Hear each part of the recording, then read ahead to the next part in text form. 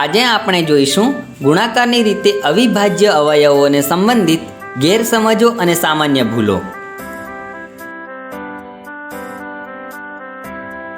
ગેરસમજ 1। કયું અવયવ વૃક્ષ 30ના ગુણાકારની રીતે અવિભાજ્ય અવયવો સાચી રીતે દર્શાવે છે? ઘણીવાર અવયવ વૃક્ષ દર્શાવતી વખતે જોડી શોધવા માટે સરવાળાની ક્રિયાનો ઉપયોગ કરવામાં આવે છે। જેવી રીતે વિકલ્પ 1માં 10 અને 20નો સરવાળો 30 છે, તેવી જ રીતે 5 અને 5નો સરવાળો 10 છે।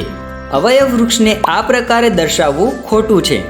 સાચી સમજ એ છે કે કોઈ સંખ્યા માટે એવી સંખ્યા શોધવામાં આવે છે જેના ગુણાકારનું પરિણામ તે સંખ્યા હોય છે।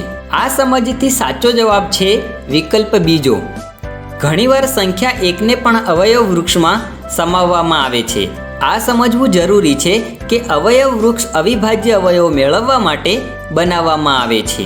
એક અવિભાજ્ય સંખ્યા નથી કે નથી વિભાજ્ય સંખ્યા, એટલે વિકલ્પ 3 પણ ખોટો જવાબ છે। હવે ચાલો જાણીએ ગુણાકારની રીતે અવિભાજ્ય અવયવો સંબંધિત કેટલીક સામાન્ય ભૂલો। ઘણીવાર અવયવો અને અવિભાજ્ય અવયવોને એક જેવા સમજવામાં આવે છે। ઉદાહરણ માટે જો કહેવામાં આવે 18ના અવિભાજ્ય અવયવ મેળવો, તો એના માટે જવાબ આપવામાં આવે છે 1, 2, 3, 6, 9 અને 18। આ રીતે જો પૂછવામાં આવે 18ના અવયવો કયા છે, તો તેને મેળવવા માટે 18નું ગુણાકારની રીતે અવિભાજ્ય અવયવીકરણ કરવામાં આવે છે અને જવાબ આપવામાં આવે છે 2, 3, 3। સાચી સમજ મેળવવા માટે અવયવો અને અવિભાજ્ય અવયવોમાં અંતર સમજવું જરૂરી છે।